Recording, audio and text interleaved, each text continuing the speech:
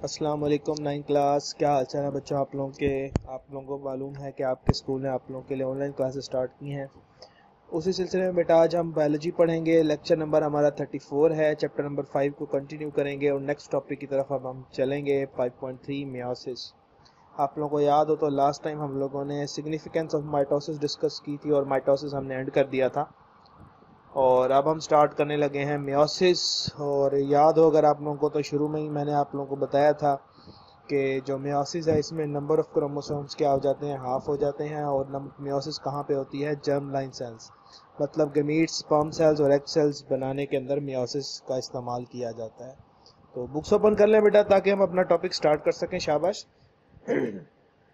मेरा बेटा आपने बुक्स ओपन कर ली होगी तो देखिए स्टार्ट करते हैं। लिखा meiosis the process by which one diploid to an eukaryotic cell divides to generate 4 haploid one and daughter cells. अगर आप लोगों को याद हो तो माइटोसिस में हम लोगों ने देखे पढ़ा था कि हमारे पास एक सेल से 2 सेल बन रहे थे, मतलब एक सेल से 2 डॉटर सेल्स बन रहे थे, लेकिन नंबर ऑफ क्रोमोसोम्स क्या थे, सेम रह रहे थे। मतलब 46 थे पेरेंट में, तो जो नेक्स्ट डॉटर सेल्स बने थे उनमें भी 46 क्रोमोसोम्स थे। लेकिन अब हम मियोसिस की बात करें तो देखें यहाँ पे लिखता है कि one diploid eukaryotic cell. Diploid eukaryotic cell का मतलब होता है बेटा 2n। 2n क्या चीज है बेटा, जिसमें नंबर ऑफ क्रोमोसोम्स 46 होते हैं उसको हम डिप्लॉयड सेल कहते हैं, और या फिर हम उसको कहते हैं 2n सेल है, 2n क्रोमोसोम्स है इसमें। तो कहता है कि जब 2n क्रोमोसोम डिवाइड होता है तो हमारे पास 4 haploid one and daughter sales बनते हैं। हैप्लॉयड का मतलब क्रोमोसोम्स हाफ हो गए हैं, मतलब अब क्रोमोसोम्स हमारे पास कितने रह गए हैं, वेरी गुड 23 रह गए। 46 का हाफ 23 होते हैं। तो जो 4 हमारे पास डॉटर सेल्स बनेंगे उनमें 23 क्रोमोसोम्स होंगे, जिसको हम क्या कहेंगे 1n। देखिए आगे लिखा diploid means the cell which chromosomes are in pair homologous pairs, while haploid mean the cells with half number of chromosomes are not in form of pairs. ठीक हो गया बेटे। तो कहता है कि डिप्लॉयड कैसे हैं, जिसमें क्रोमोसोम्स पेयर की फॉर्म में है, मतलब 46 है टोटल और 23 पेयर्स हैं। और हैप्लॉयड जिसमें क्या है, क्रोमोसोम्स टोटल 23 हैं और वो सिंगल हैं। ठीक है, तो ये हैप्लॉयड और डिप्लॉयड का डिफरेंस आ गया, तो ये आप लोगों ने यहाँ से कर लेना है, इसको मार्क कर लेना है। ठीक है, तो आगे देखें ये एमसीक्यू है। The meiosis comes from Greek word meion meaning to make smaller since it result in reduction of chromosome number. तो ग्रीक लेटर या वर्ड है हमारे पास, ग्रीक लेटर नहीं ग्रीक वर्ड कहना चाहिए, मियोन, उससे निकला है मियोसिस, जिसका मतलब होता था मेक स्मॉलर।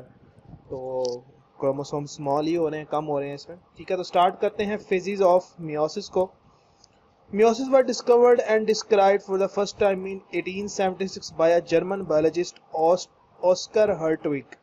हमारे पास जर्मन बायोलॉजिस्ट था ऑस्कर हर्टविग, उसने सबसे पहले मियोसिस को डिस्कवर किया 1876 के अंदर। देखें the preparatory steps of meiosis are identical to the interphase of mitosis. कहता है जो इंटरफेज माइटोसिस का होता है वही इसका होता है, उसके आइडेंटिकल होता है। Interphase is divided into same 3 phases, G1 S phase and G2 phase. Interphase followed by meiosis 1 and meiosis 2। लेकिन जो इसका नेक्स्ट फेज है इंटरफेज के बाद मियोसिस का, इसके 2 फेजेस होते हैं उसमें, मियोसिस 1 और मियोसिस 2। अब मियोसिस 2 जो है वो जस्ट लाइक माइटोसिस होता है, लेकिन जो मियोसिस 1 है वो जरा माइटोसिस से डिफरेंट है, क्योंकि मियोसिस 1 के अंदर नंबर ऑफ क्रोमोसोम्स हाफ होते हैं। ठीक है, माइटोसिस में तो नंबर ऑफ क्रोमोसोम सेम रहते हैं ना, लेकिन मियोसिस में क्या होता है, नंबर ऑफ क्रोमोसोम हाफ। तो मियोसिस 1 में क्या होगा कि 1 से 2 सेल बनेंगे, लेकिन नंबर ऑफ क्रोमोसोम्स क्या हो जाएंगे, हाफ हो जाएंगे। फिर हाफ यानी एक सेल में 23 क्रोमोसोम होंगे। फिर उसमें क्या होगी मियोसिस 2 माइटोसिस जैसे होगी, तो फिर 4 हो जाएंगे, 2 से 4 बन जाएंगे, और उनमें क्या होंगे, चारों में फिर 23 क्रोमोसोम्स होंगे। तो देखें बेटा मियोसिस 1 स्टार्ट करते हैं हम। कहता है meiosis 1 the homologous chromosomes in diploid cells separate and so 2 haploid daughter cells are produced. Meiosis 1 में क्या होता है, कहता है कि जो हमारे पास डिप्लॉयड डॉटर सेल के अंदर क्रोमोसोम्स होते हैं पेयर्स की फॉर्म में, वो क्या हो जाते हैं, सेपरेट हो जाते हैं, तो 23 एक सेल में आ जाते हैं। It is the step in meiosis that generate genetic variation. कहता है कि मियोसिस 1 बेसिकली वो स्टेप है जिसमें जेनेटिक वेरिएशन जो है वो प्रोड्यूस होती हैं। वो कैसे होती हैं वो हम पढ़ेंगे आगे। मियोसिस 1 अकर इन 2 मेन स्टेप्स। कहता है मियोसिस 1 के 2 मेन स्टेप्स हैं, पहला है कैरियोकाइनेसिस और दूसरा है cytokinesis. Karyokinesis of meiosis 1 is subdivided into prophase 1, metaphase 1 anaphase 1 and telophase 1। कहता है जो कैरियोकाइनेसिस है उसको हमने मजीद फेजेस में डिवाइड किया। ये वही माइटोसिस जैसे फेजेस हैं, लेकिन हमने नाम क्या दे दिया इनको, मियोसिस 1 के तरह थे, तो इसलिए हमने नाम दे दिया प्रोफेज 1, मेटाफेज 1, एनाफेज 1 और टेलोफेज 1। तो स्टार्ट करते हैं बेटा हम सबसे पहले प्रोफेज 1। कहते हैं the prophase is the longest phase of meiosis. Meiosis का सबसे बड़ा फेज प्रोफेज 1 है। ठीक है, तो इसको एमसीक्यू के लिए मार्क कर लें शाबाश। During this stage chromatin condenses into chromosomes, homologous chromosome line up each other and form pairs by the process called synapses. कहता है कि जो हमारे पास प्रोफेज है, प्रोफेज में वही न्यूक्लियर एनवेलप गायब होगा, nuclear material chromatin material condense होकर इस तरह से हमारे पास पेयर की फॉर्म में क्रोमोसोम्स आ जाएंगे और एक दूसरे के सामने क्रोमोसोम्स आ जाएंगे। ठीक है, जिसको हम क्या कहेंगे, हमारे पास क्या हो रही है, साइनेप्सिस हो रही है। ठीक है, तो ये मार्क कर लें आपके पास साइनेप्सिस। साइनेप्सिस की डेफिनेशन कहता है each pair of homologous chromosome is called bivalent. कहता है जो एक हमारे पास होमोलोगस ये जो बना है साइनेप्सिस के थ्रू, तो ये दो है ना इसमें क्रोमोसोम, तो ये हमारे पास क्या है, बाइवैलेंट। कहता है each bivalent has 4 chromatid so it may also called tetrad. कहता है एक बाइवैलेंट के पास 4 क्रोमेटिड होते हैं। देखें ये जो है आपके पास, ये एक सेंट्रोमेयर है, 2 क्रोमेटिड ये, 2 क्रोमेटिड ये, तो टोटल 4 हो गए ब्राउन वाले के पास। तो ये क्या होगा, टेट्राड जिसको कहते हैं। ये भी एमसीक्यू है। कहता है the 2 non sister chromatids of homologous chromosome join each other at a certain points along the length. These points of attachment are called chiasmata.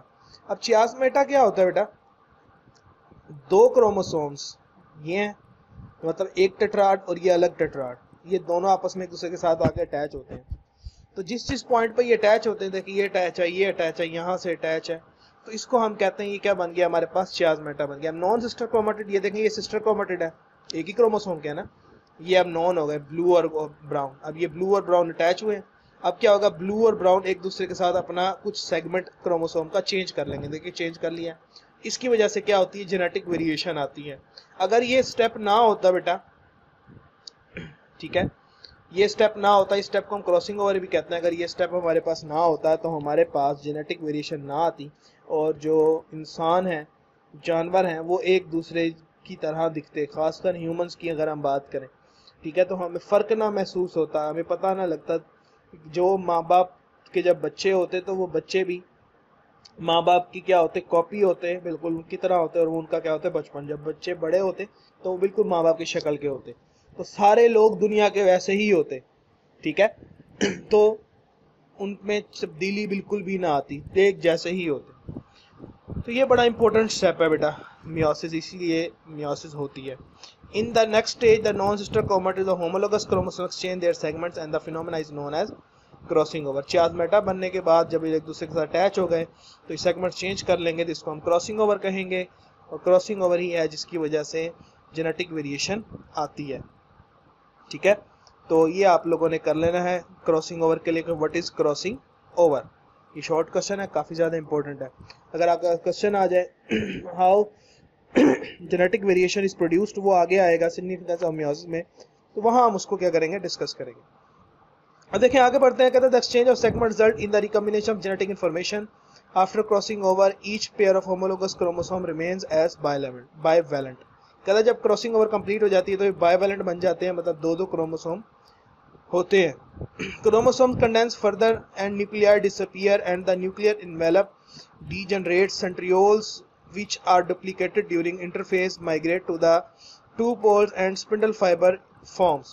वही वाला सेम प्रोसेस होगा जो अब हमारा माइटोसिस के प्रोफेज में हुआ था, लेकिन यहाँ पे उसमें फर्क क्या है कि ये जो यहाँ तक जो हमने पार्ट पढ़ा है ये सारा क्या है, न्यूक्लियर एनवेलप जान के गायब होने से पहले पहले है, उसके बाद फिर सारा वही है। देखिए कि क्रोमोसोम्स मजीद कंडेंस होंगे, वो तो हो चुके हैं, बल्कि उन्होंने आपस में मटेरियल भी एक्सचेंज कर लिया हुआ है। ठीक है, तो न्यूक्लियाइड जो है वो डिसअपीयर हो जाएगा, न्यूक्लियर मेम्ब्रेन खत्म हो जाएगी, सेंट्रियोल्स अलग अलग पोल्स पे चले जाएंगे, स्पिंडल फाइबर बन जाएगा, kinetochore spindle fibre attach with the kinetochore chromosome while the non kinetochore spindle fibre From both sides interact with each other. The two kinetochores spindle fibers from the opposite poles attach with the pair of chromosomes. In mitosis, we have seen that the two kinetochore spindle fiber attach with one chromosome. ठीक है, अब कहता है कि two kinetochore spindle fiber from the opposite poles attach with the pair of chromosome. ये वाली बात जरा और करने वाली है कि जब हमारे पास कहता है two kinetochore spindle fiber from opposite poles attach with a pair of chromosome, कहता है एक पेयर ऑफ क्रोमोसोम के साथ दो कैनेटोकोर अटैच होंगे, लेकिन माइटोसिस में हमने देखा था कि two kinetochore spindle fibre attach with one chromosome, कहता है एक क्रोमोसोम के साथ दो जो कैनेटोकोर थी वो अटैच हुई थी। लेकिन यहाँ पे क्या होगा कि जो दो कैनेटोकोर हैं वो एक पेयर के साथ अटैच होंगी, जैसे ये हमारे पास पेस के साथ अटैच होंगी, और फिर जब इसको इधर से खींचेंगे इसको इधर से खींचेंगे और ये पेयर क्या होगा एक दूसरे से अलग हो जाएगा, जैसे ये क्या। तो देखें मेटाफेज में क्या होगा, the pair of homologous chromosome align equatorial plane forming a metaphase plate, वो वैसी मेटाफेज प्लेट बना लेंगे। ठीक है, एनाफेज 1 में क्या होगा, kinetochore spindle fibre shortens in the result pulling apart the chromosome from each pair. अब देखें पेयर से वो क्रोमोसोम क्या हो रहे हैं, अलग हो रहे हैं। मैं आपको यहाँ पे दिखा देता हूँ ये देखें, ये क्रोमोसोम थे, ये देखें एक दूसरे के साथ उन्होंने एक्सचेंज कर लिया मटेरियल, ये उन्होंने मटेरियल एक्सचेंज कर लिया। देखें ये अलग पूरे अलग अलग जा रहे हैं, ये एक पेयर इधर जा रहा है एक पेयर इधर जा रहा है। ठीक है, तो कहता है कि since one chromosome is pulled toward one pole two haploid sets are formed, कहता है एक क्रोमोसोम एक पोल पे गया है तो इस वजह से दो हैप्लॉइड सेट बन जाते हैं। नेक्स्ट देखें,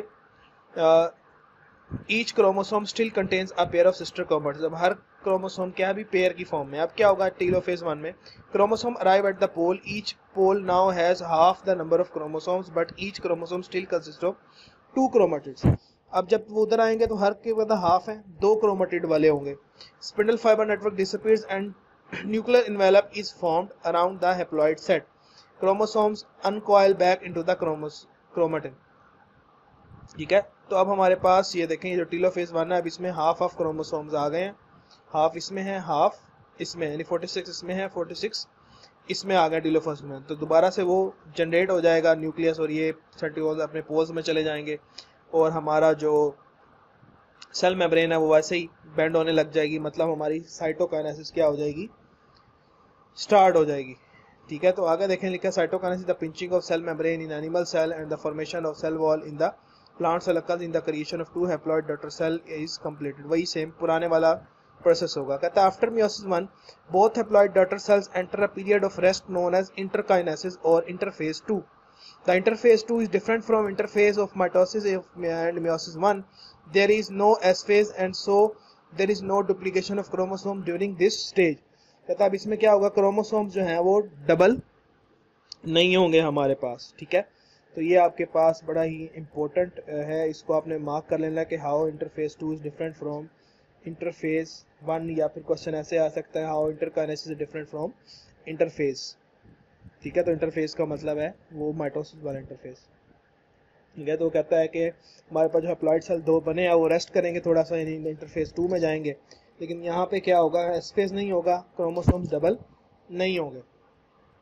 ठीक है, तो फिर हमारे पास क्या होगा, मियोसिस 2 स्टार्ट हो जाएगी in the second part of meiosis and is similar to mitosis, it is subdivision of prophase 2, metaphase 2, anaphase 2 and telophase 2। कहता है अब इसमें क्या होगा कि हम जो मियोसिस 2 है वो सिंपल माइटोसिस की तरह है, तो इसमें जो प्रोसेस होंगे प्रोफेज 2 होगा, मेटाफेज 2 होगा, एनाफेज 2 होगा और टेलोफेज 2 होगा। कहता है prophase 2 takes much less time compare to prophase 1।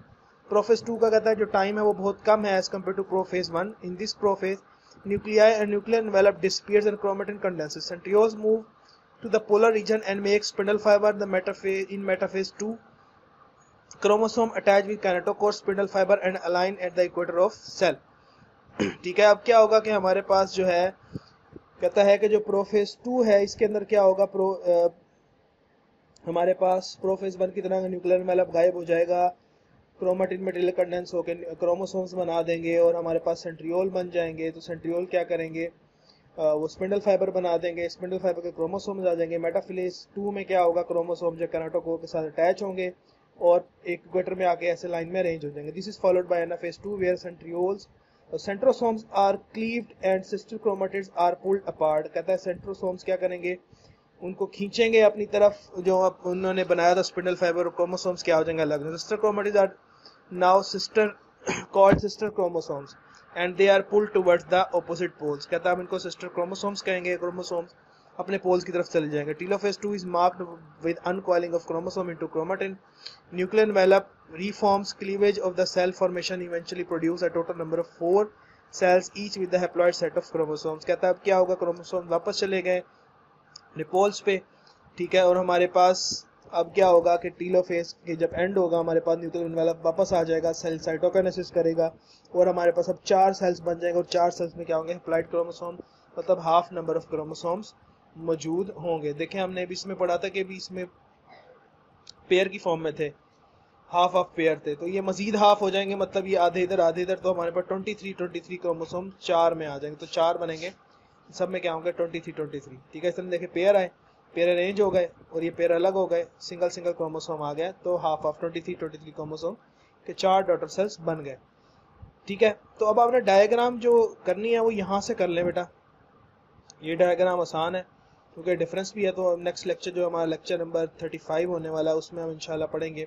Significance meiosis, और फिर नेक्स्ट लेक्चर में हम इसका डिफरेंस पढ़ेंगे और हमारा चैप्टर ये एंड हो जाएगा। जो डायग्राम करनी है वो आपने यहाँ से कर लेनी है, स्टेप्स की अच्छी डायग्राम बनाई हुई है, दोनों के साथ है, तो आप उसका डिफरेंस भी क्लियर हो जाएगा, ठीक है बेटा। तो नेक्स्ट लेक्चर में आपसे मुलाकात होती है, अपना ख्याल रखिएगा, अल्लाह हाफिज़।